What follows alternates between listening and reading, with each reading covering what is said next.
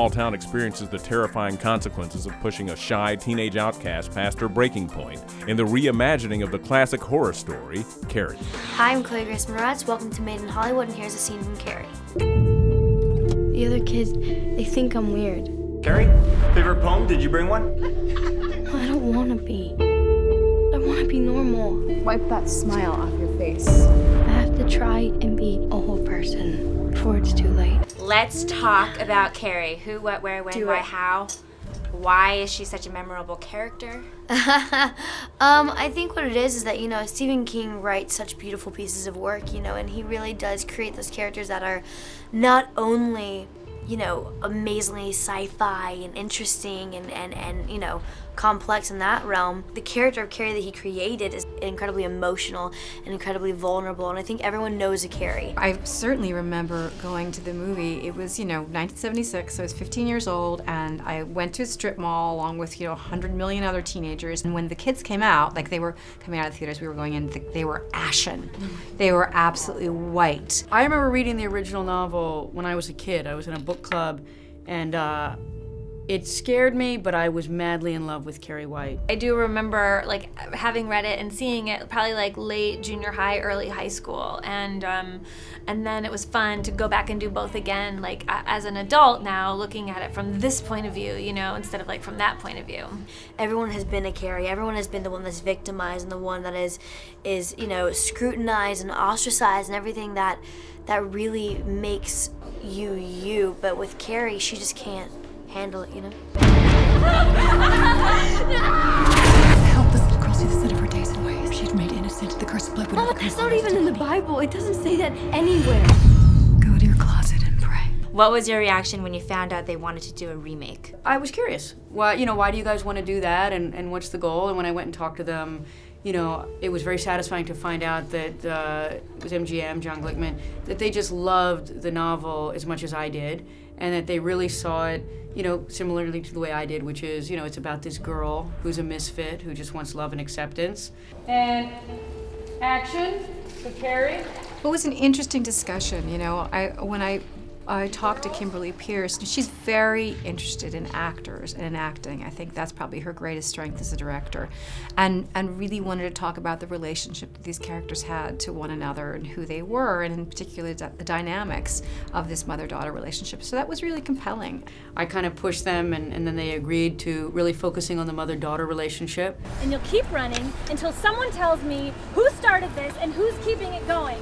When Julianne signed on, then I was like, you've got to be freaking kidding me. I'm doing a movie with Kimberly Pierce, Julianne Moore, and Chloe Moretz, and I'm playing the gym teacher, which is amazing.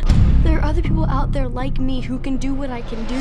They were very open to it being a superhero origin story and to really developing Carrie's powers so that, sometimes she has control, sometimes she doesn't, so there's all this anticipation of what's going to happen when she goes to the prom. I love the book, love Stephen King. I think he wrote an amazing novel about social isolation and what it does to people and what it means to be marginalized. It was really great that they also saw it as a revenge tale, the way I did. No!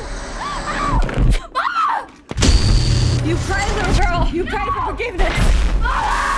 Let me go!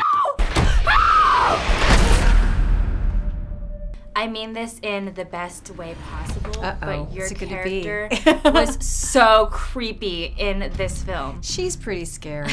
I mean, she's somebody who's, and she's mentally ill, obviously, Right. So she's scary. The prom is next week. I was wondering if maybe you want to go with me. Mama, I've been asked to prom. Unlike the actress who played Carrie in the original film, you're actually true to the character's age. So do you relate to her on a personal level? Totally. I think that, with me, it's that thing of a 26-year-old woman and you're going, oh, Lord, what was it like when I first got my period like Carrie did? Or what's it like when I first got my first kiss like Carrie does? Or what's the first time I went to my first prom, And as a 16-year-old, you're going, okay, well, that was 2 years ago. Okay, that was a year ago. That might have been a month ago. I remember everything, and I'm living within Carrie. So for me, it was just more of being and less of remembrance. No. They're gonna laugh at you. They're all gonna laugh at you. Mama, stop it. It's interesting because we care about Carrie so much throughout the movie and we're rooting for her that by the time that this prom scene happens, even though it's really bad, we're thinking, yes, we hate the kids who were so mean to her. Get him, kill her.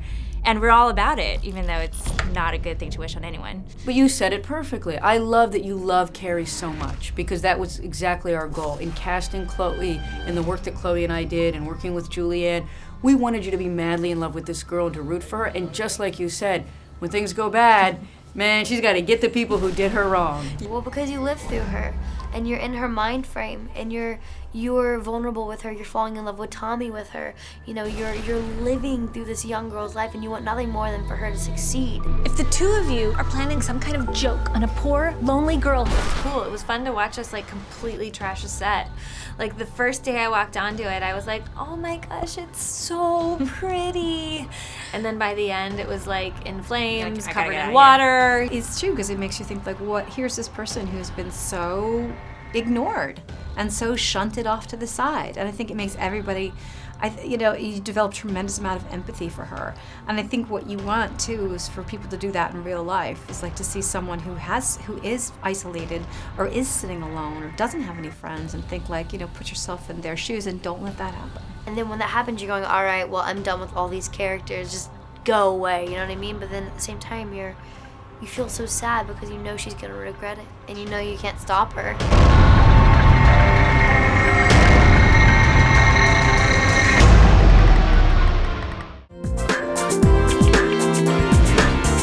Made in Hollywood.